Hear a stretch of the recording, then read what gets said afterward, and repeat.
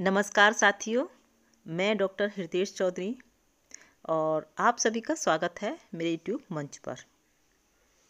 आशा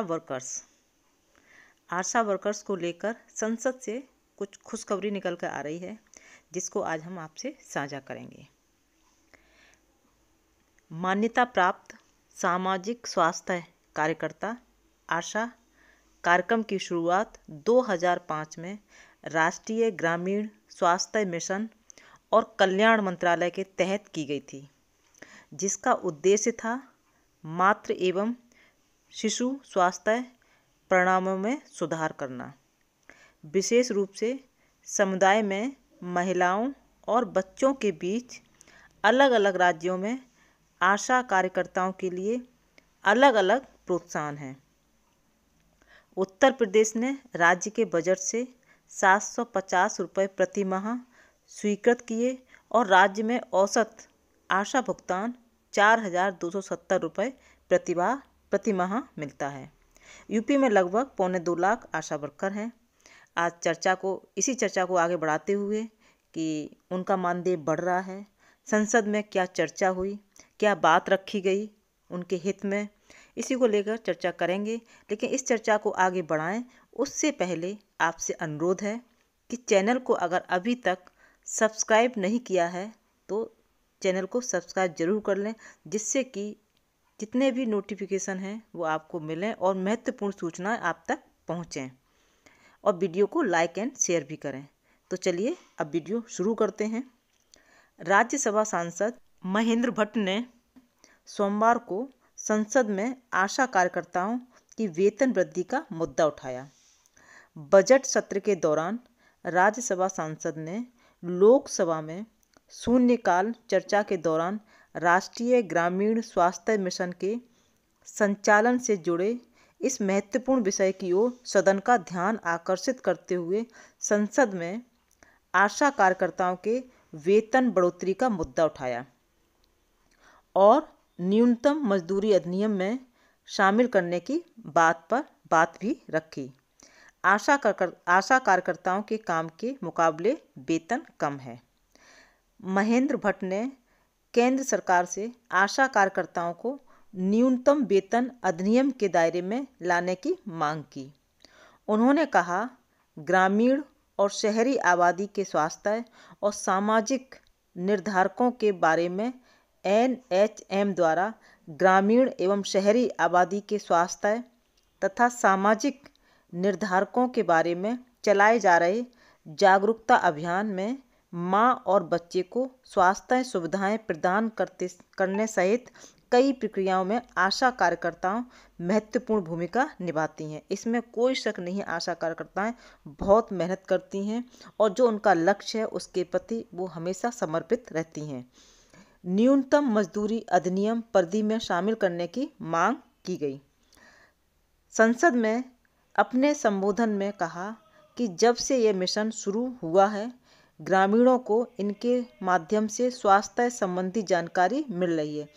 आशा बहनों के माध्यम से ग्रामीणों को इनके स्वास्थ्य संबंधी जानकारी मिलती रहती है। साथ ही ये आशा कार्यकर्ता जो कोरोना काल से लेकर आज तक लगातार स्वास्थ्य जागरूकता का काम कर रही हैं। संसद में चिंता जताते हुए कहा कि इनके महत्वपूर्ण कार्यों को देखते हुए आज भी इन्हें न्यूनतम वेतन से वंचित रखा गया है। आशा कार्यकर्ताओं के काम के अनुसार वेतन बहुत कम मिल रहा है। संसद में भट्ट ने कहा, आशा बहनों को मात्र 4,500 रुपये मासिक प्रोत्साहन राशि ही दी जाती है, जो कि कम है और उनके काम को देखते हुए ये बहुत ही कम राशि है। कई राज्य सरकारें उन्हें वार्षिक प्रोत्साहन राशि दी जा रही है, जिसमें उत्तराखंड एकमात्र ऐसा राज्य है जहां उन्हें 5,000 रुपये वार्षिक प्रोत्साहन राशि दी जाती है। सांसद ने न्यूनतम अधिनियम में शामिल करने की मांग की और सदन के माध्यम से सरकार से ये बात की कि स्वास्थ्य क्षेत्र में उनके योगदान का सम्मान किया जाना चाहिए। आशा बहनों के जो योगदान है उनके कार्यों का सम्मान किया जाना चाहिए। उन्हें न्यूनतम वेतन अधिनियम के दायरे में शामिल किया जाना चाहिए, जिसमें राज्य सरकार का हिस्सा भी शामिल होना चाहिए। लंबे समय से आशा कार्यकर्ताओं की मासिक आय बढ़ाने को लेकर सरकारों से बातचीत की जा रही है। इस संबंध में राज्यसभा सांसद भट्ट ने अपनी आवाज़ उठाई। उम्मीद करते हैं इसके बाद जल्द ही सुखद परिणाम देखने को मिलेंगे और आशा बहनों के काम के अनुसार वेतन मिल सकेगा। सांसद जी ने जो संसद में आवाज़ उठाई वो आशा बहनों के लिए बहुत बड़ी खुशखबरी है, क्योंकि काफ़ी दिनों से हमारी आशा बहनें इस उम्मीद में बैठी हैं कि उनका वेतन कब बढ़ेगा। तो इस तरह से संसद में आशा कार्यकर्ताओं की वेतन बढ़ोतरी को लेकर संसद में आवाज़ गूंजी और न्यूनतम मजदूरी अधिनियम में शामिल करने की बात भी रखी गई है। और ये बात बिल्कुल सही है कि आशा कार्यकर्ताओं के काम के अनुसार वेतन बहुत कम है।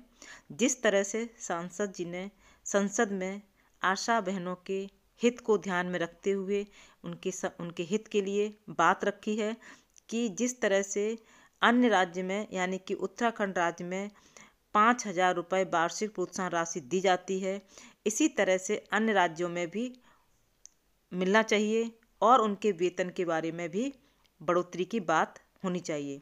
तो इस तरह से अगर सांसद ने संसद में ये बात उठाई है तो निश्चित ही आशा वर्कर्स के लिए बहुत ही खुशखबरी है भरी बात है, क्योंकि जल्द ही उनका वेतन के बारे में चर्चा हो सकती है और अच्छे परिणाम होंगे। आशा बहनों के चेहरों पर खुशी आएगी, उनकी जो मेहनत है उनके अनुसार उनको वेतन मिलेगा, ऐसी हम उम्मीद जता सकते हैं। तो इसी के साथ जय हिंद, जय भारत।